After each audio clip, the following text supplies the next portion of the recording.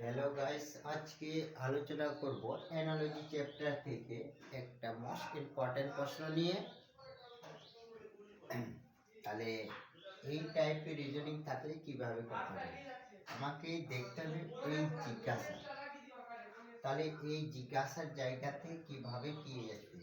তাহলে 163 কিভাবে হলো, 75 কিভাবে হলো, তাহলে 13 এমন কি একটা কাজ করলে যে 63 আসবে। 13 স্কোয়ার করো, 13 13 169। এখান থেকে 6 বাদ দিয়ে দিই, কত হলো 163। আচ্ছা, দ্বিতীয় এবার 9 দেখি, 9 স্কোয়ার করো, 9 9 81, 6 বাদ করি, কত হলো 75।